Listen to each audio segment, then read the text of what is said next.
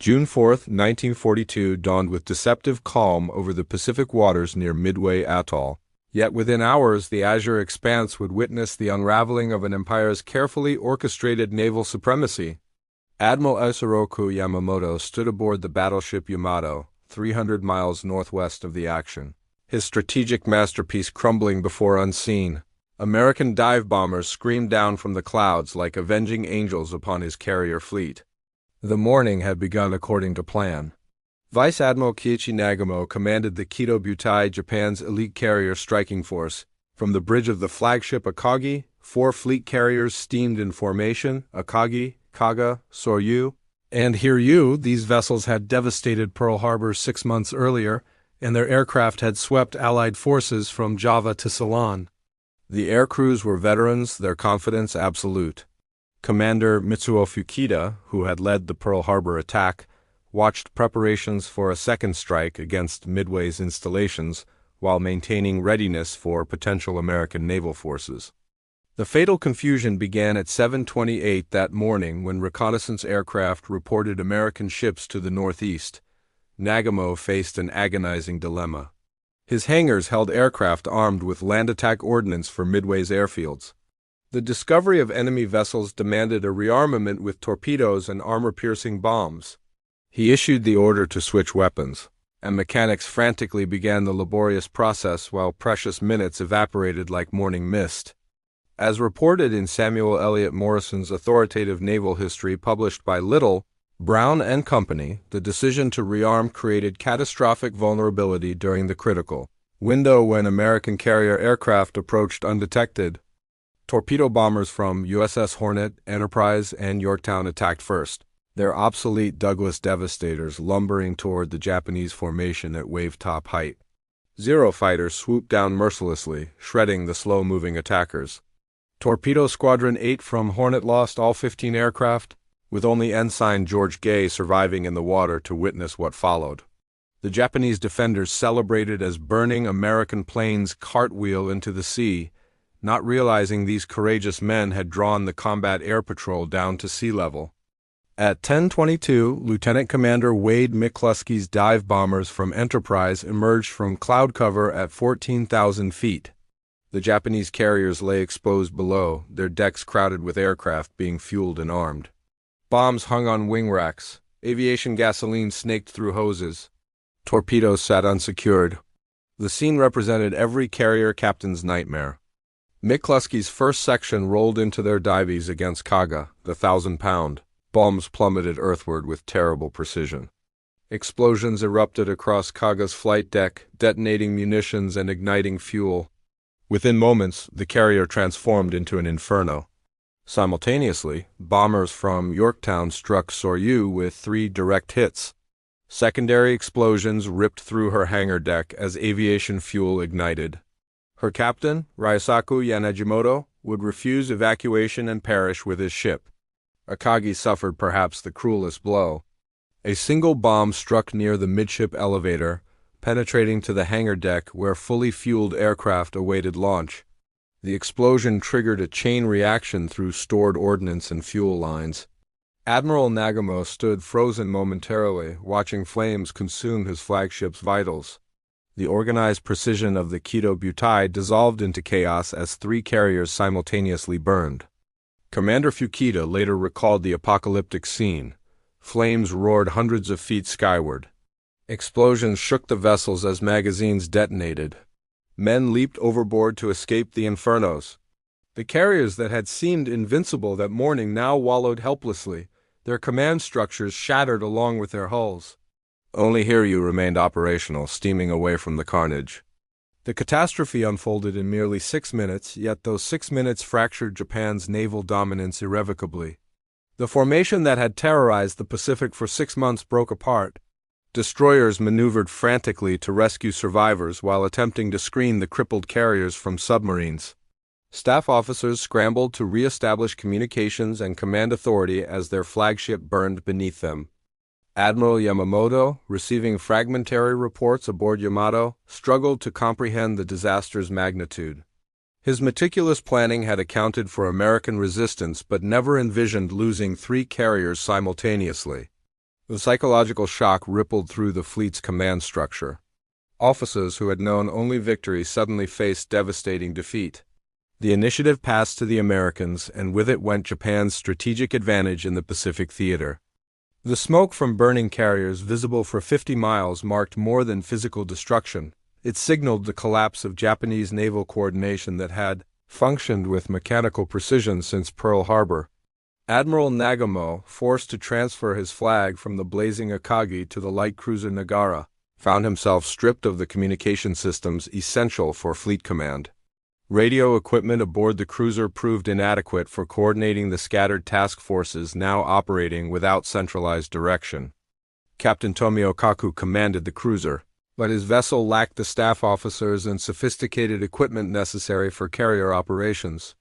Nagamo's senior commanders remained trapped aboard dying ships or scattered among rescue vessels.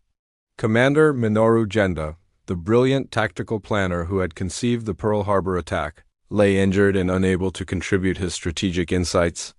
The command structure that had orchestrated victories across the Pacific fragmented into isolated units making independent decisions without comprehensive intelligence. Rear Admiral Tamon Yamaguchi aboard Hiryu represented Japan's last operational carrier in the battle zone. Recognizing the desperate situation, he launched immediate counterstrikes against the American fleet without waiting for coordinated orders from Nagamo. At 10:40, 18 Dive bombers and 6 fighters departed Hiryu's deck-hunting American carriers. The aggressive response demonstrated samurai spirit but revealed the breakdown of unified command. Individual commanders now acted independently rather than executing a coherent strategy. The spatial dispersion of Japanese forces compounded the confusion. Admiral Yamamoto's battleship force remained 300 miles distant, too far to influence the tactical situation yet close enough to receive fragmentary disaster reports that painted an incomplete picture. Rear Admiral Takeo Kurita's close support group steamed separately.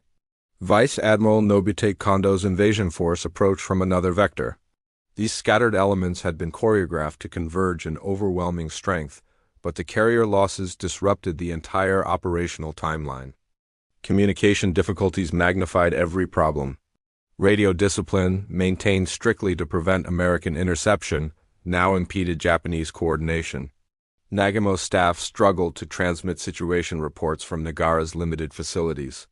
Yamamoto aboard Yamato issued orders to commanders who lacked current intelligence about the battlefield situation. The fog of war descended with particular thickness over Japanese headquarters, where senior officers debated phantom opportunities and overestimated remaining capabilities. At 13:31, Hiryu's strike group located USS Yorktown. Lieutenant Michio Kobayashi led the attack that put 3 bombs into the American carrier, crippling her and seemingly avenging the morning's losses. Yet this tactical success could not restore the shattered command architecture. Yamaguchi launched a second strike at 14:30 torpedo bombers that would inflict further damage on Yorktown. These aggressive actions occurred without comprehensive coordination with other Japanese forces that might have exploited the American confusion. The afternoon brought another crushing blow that completed the command disintegration. At 17:03, dive bombers from Enterprise located Hiryu. 4 bombs struck the last operational Japanese carrier, igniting fires that would prove uncontrollable. Yamaguchi, recognizing the inevitable, ordered the ship abandoned at 4:58 the following morning. He chose to remain aboard with Captain Kaku, their deaths symbolizing the extinction of the Kido Butai's command cadre. Admiral Yamamoto received the news of Hiryu's destruction while still attempting to salvage the operation. He contemplated a night surface action, using his powerful battleships to engage American carriers at close range where his superior numbers might prevail. Staff officers drafted orders for a complex nocturnal approach. Yet the plan required precise coordination among forces that had lost cohesive command. Subordinate admirals questioned the feasibility. Intelligence about American positions remained sketchy. The vaunted Japanese tactical precision had evaporated with the carrier decks. By midnight, June 4th, the situation's hopelessness crystallized even for the most optimistic officers. 4 fleet carriers lay destroyed or dying. Hundreds of irreplaceable pilots and aircraft mechanics perished in the flames. The invasion of Midway had become impossible without air superiority. Most critically, the command system that enabled complex multi-force operations had shattered. Individual task groups could still fight, but the orchestrated movements that characterized Japanese naval doctrine no longer functioned. At 2:55 on June 5, Yamamoto issued the order to retire. The admission of defeat came harder than the losses themselves. The combined fleet's mystique of invincibility dissolved. Officers who had executed brilliant maneuvers from Hawaii to the Indian Ocean now struggled with basic coordination. The cancellation order itself illustrated the communication problems. Some units did not receive word for hours, continuing approaches toward objectives that no longer existed. The submarines USS Tambor and Nautilus operated near the retreating Japanese forces, adding anxiety to demoralization. The heavy cruisers Mogami and Mikuma collided during evasive maneuvers, further demonstrating how the loss of carrier air cover and centralized control degraded even routine operations. American dive bombers found and destroyed Mikuma on June 6, while Mogami limped away severely damaged. June 6 brought no respite from the organizational chaos that had replaced the Japanese fleet's formerly crisp operational rhythm. Admiral Yamamoto's order to withdraw scattered across dozens of vessels navigating independently through waters patrolled by American submarines and aircraft. The geometric precision that had characterized Japanese fleet movements, carriers steaming in perfect, rectangular formations, escorts positioned at calculated intervals, support vessels maintaining exact distances, had dissolved into ragged columns of ships fleeing westward. Destroyer captains, trained to operate as coordinated squadrons protecting capital ships, now faced impossible decisions about which crippled vessels to screen and which survivors to rescue from oil-slicked waters. Commander Tamatsu Fujimaki aboard the destroyer Arashi discovered this cruel calculus when tasked with assisting the burning. Hiryu, his small vessel lacked capacity to embark hundreds of survivors. Medical facilities consisted of a single doctor and minimal supplies. The destroyer's primary function involved anti-submarine defense, yet submarines lurked everywhere while Arashi sat stationary rescuing men from the water. The cruiser Tone, which had launched the reconnaissance aircraft that first spotted American carriers, suffered damage from near misses during air attacks. Her captain, Tamao Okada, navigated through increasingly congested waters as dispersed elements of the fleet converged along retreat routes without proper traffic control. The battleship Haruna nearly collided with a destroyer making emergency maneuvers. These near disasters would have been unthinkable 3 days earlier when staff officers meticulously plotted every vessel's course and speed. According to accounts preserved in Mitsuo Fuchida's memoir Midway, The Battle That Doomed Japan, published by Naval Institute Press, the organizational breakdown extended beyond tactical formation to fundamental administrative functions that sustained naval operations. Supply ships lost contact with the units they were assigned to replenish. Fleet oilers designed to refuel multiple vessels simultaneously found their carefully choreographed schedules worthless as ships arrived at rendezvous points hours late or not at all. The destroyer Tanakaze, separated from her squadron during air attacks, spent 2 days attempting to rejoin the fleet while evading American aircraft. Her captain finally abandoned the search and set course independently for Wake Island. The submarine force, which should have provided reconnaissance screens and defensive patrols, operated in near-complete ignorance of surface fleet movements. Vice Admiral Terahisa Komatsu commanded 20 submarines deployed in arc patterns to intercept American carriers. The elaborate submarine dispositions had been calculated to support the invasion fleet and carrier strikes, but with those operations canceled, the submarines maintained stations that no longer served strategic purposes. Communication difficulties prevented timely redeployment. Medical emergencies overwhelmed the fleet's limited resources. Hundreds of burned and wounded sailors required immediate treatment, but hospital ships remained with the distant invasion force. Destroyers and cruisers lacked facilities for serious casualties. Doctors aboard various vessels performed amputations and treated burns with inadequate supplies while ships rolled through Pacific swells. The organized medical evacuation plans developed for the operation assumed casualties would be transported to hospital ships following successful combat, not that carriers would explode while fully crewed.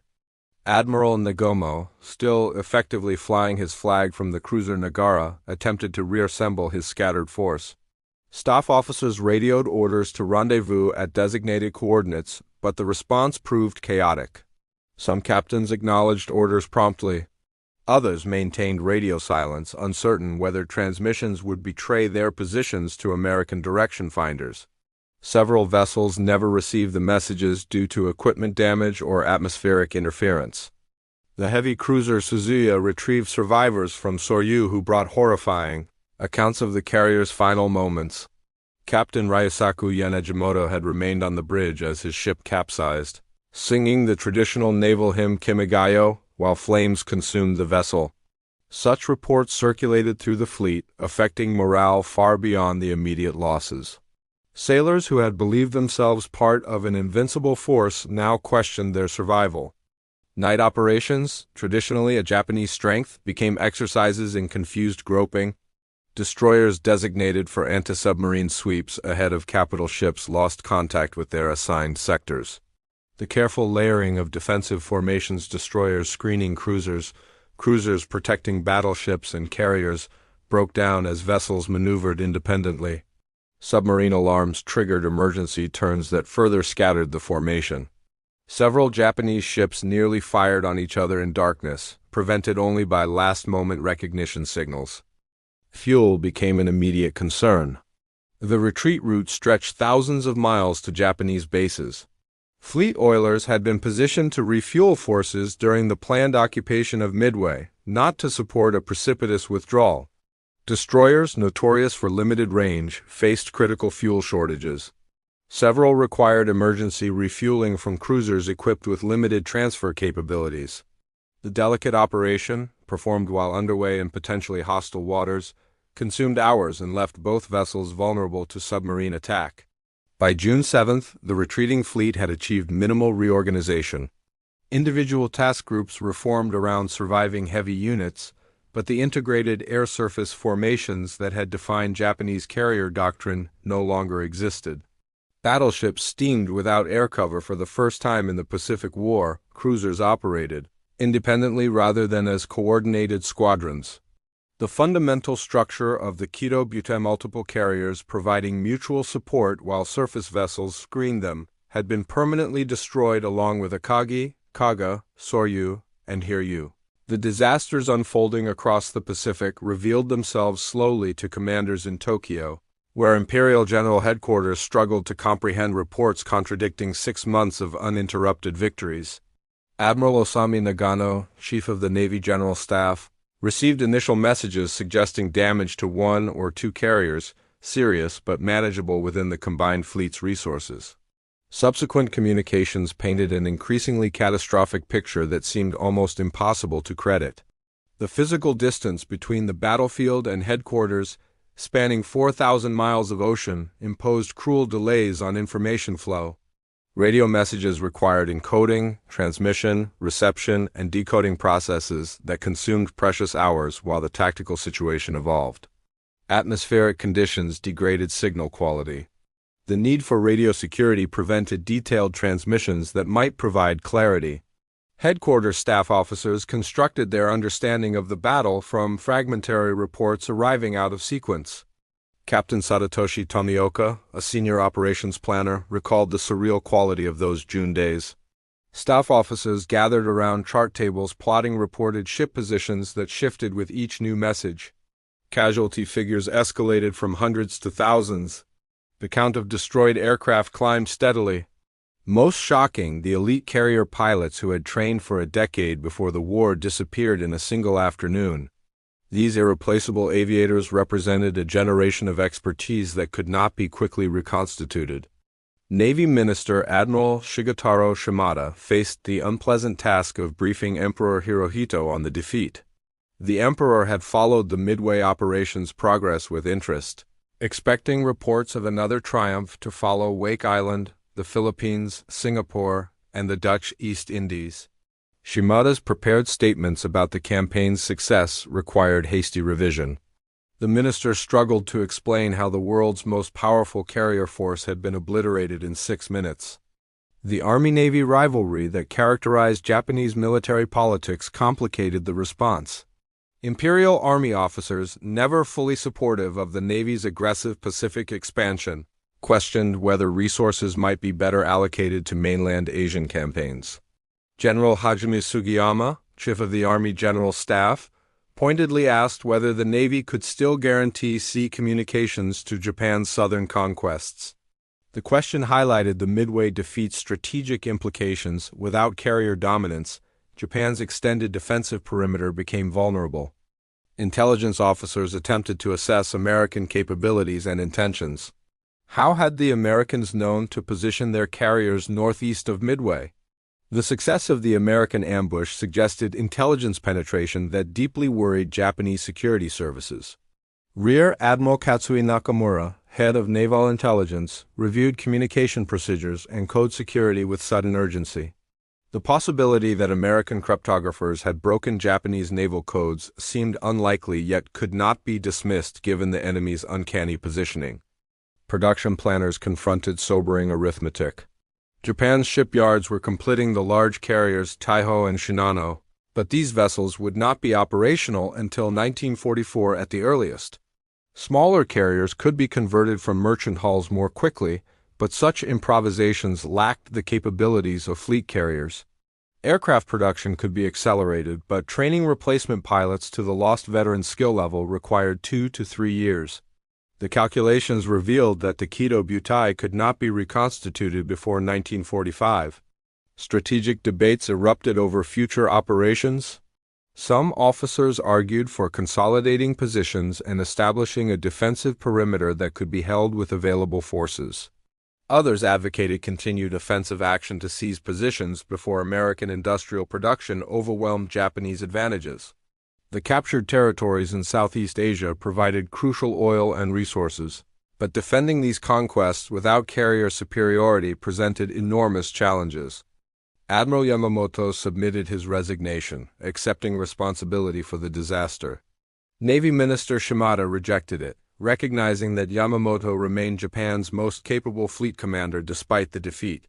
The admiral's prestige had been built on brilliant execution of the Pearl Harbor attack and subsequent victories. Midway's loss damaged that reputation but did not eliminate his strategic value.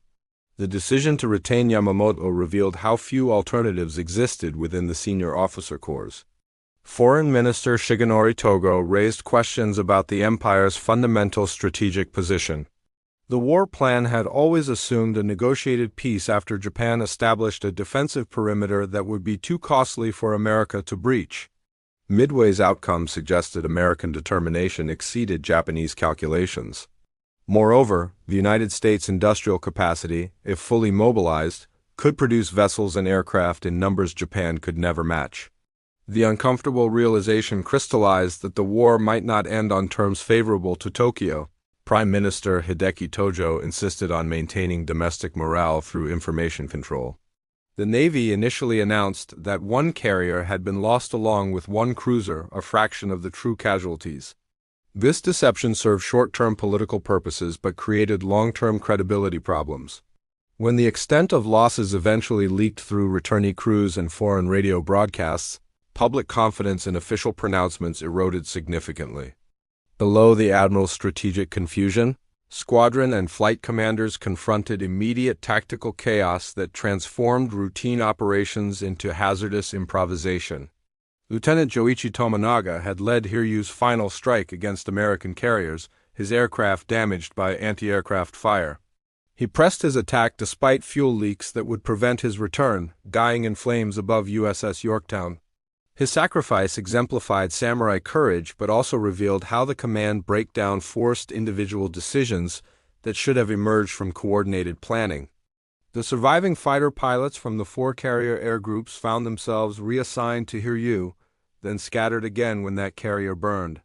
Lieutenant Shigematsu Sakaida, a veteran Zero pilot, landed aboard Hiryu after the morning strikes only to take off again hours later when American dive bombers appeared. After Hiryu's destruction, he ditched near a destroyer and was rescued, becoming part of a makeshift squadron assembled from survivors. These improvised units lacked the cohesion developed through months of training together. Aircraft maintenance suffered catastrophically. Carrier air groups operated with specialized mechanics trained on specific aircraft types. These men possessed intimate knowledge of their plane's quirks and maintenance needs, developed through daily work on the same machines. When the carriers sank, most mechanics perished, taking their expertise to the ocean floor. The surviving aircraft transferred to bases at Wake Island and Truk arrived without the maintenance personnel necessary to keep them operational. Communications between aircraft and ships deteriorated into dangerous confusion. The elaborate radio procedures developed for carrier operations assumed functioning command ships with specialized communication officers and equipment. Destroyers and cruisers lacked these capabilities. Pilots returning from strikes found themselves unable to establish radio contact for landing instructions or position updates. Several aircraft ran out of fuel searching for their carriers, their pilots dying unnecessarily due to communication failures. The loss of Lieutenant Commander Takashi Igusa symbolized the destruction of Japan's elite dive bomber cadre. Igusa had perfected the techniques used at Pearl Harbor and subsequently trained hundreds of pilots. He suffered severe burns during the attack on Midway's airfield and died from his injuries aboard a hospital ship days later.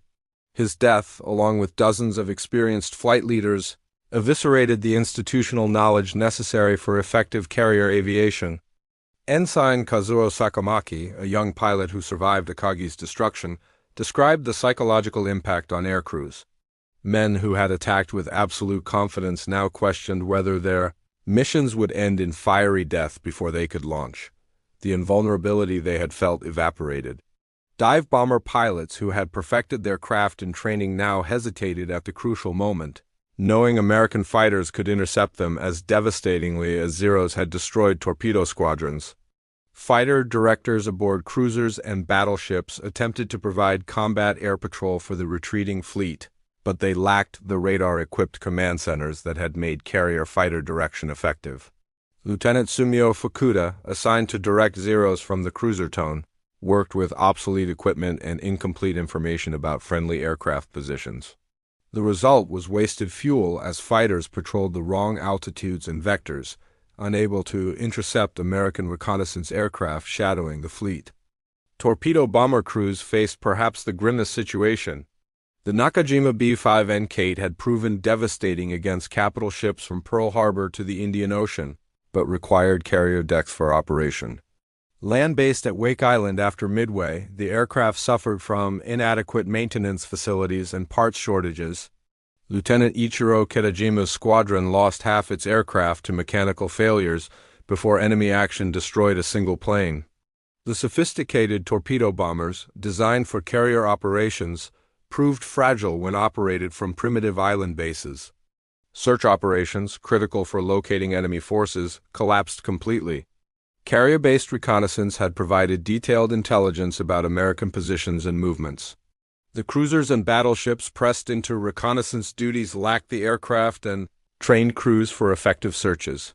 Float planes launched from cruisers could scout limited sectors, but the comprehensive search patterns executed by carrier aircraft became impossible. Japanese forces operated partially blind, uncertain of American positions or intentions. The destruction of photographic reconnaissance capabilities proved particularly damaging. Specialized aircraft and trained photographers had documented damage assessments, target identification, and intelligence gathering.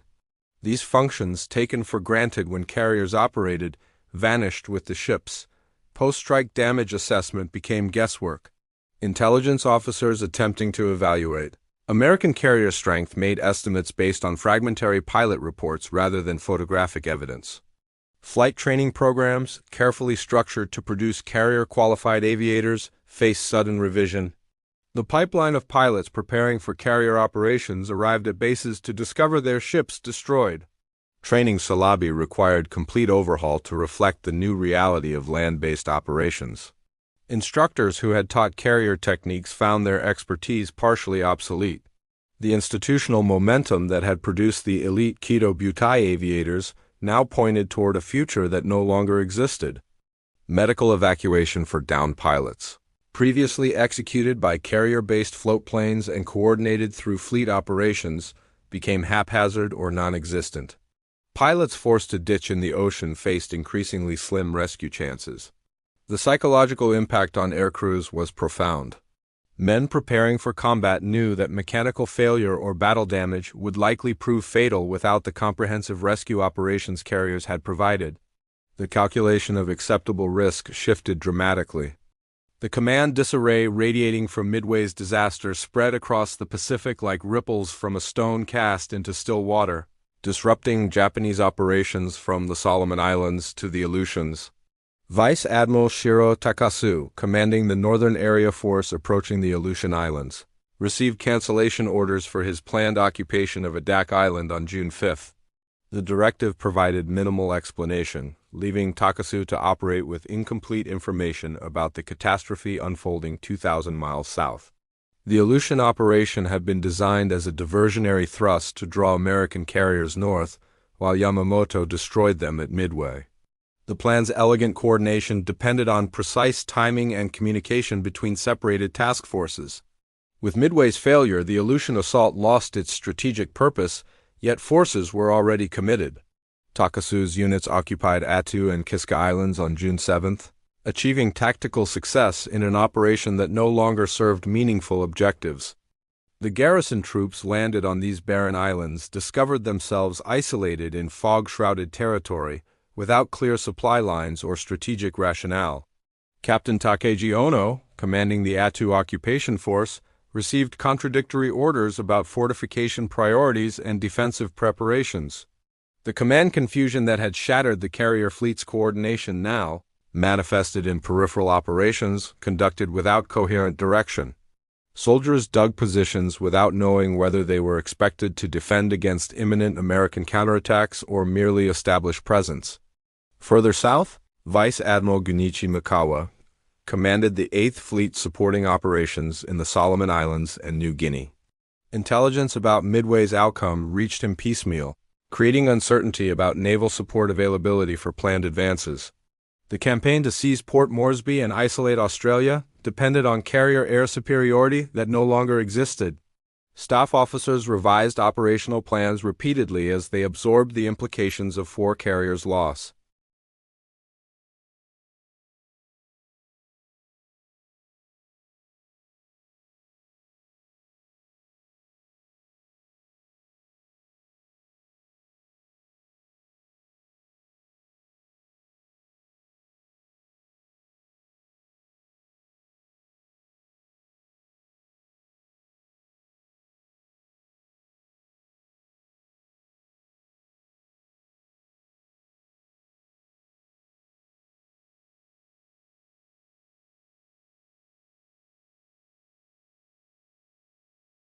Rear Admiral Rezo Tanaka, commanding the transport group intended to land invasion forces on Midway, received cancellation orders while still approaching the atoll. His transports, loaded with 2,000 troops of the Kure and Mizuru Special Naval Landing Forces, reversed course without ever engaging the enemy. The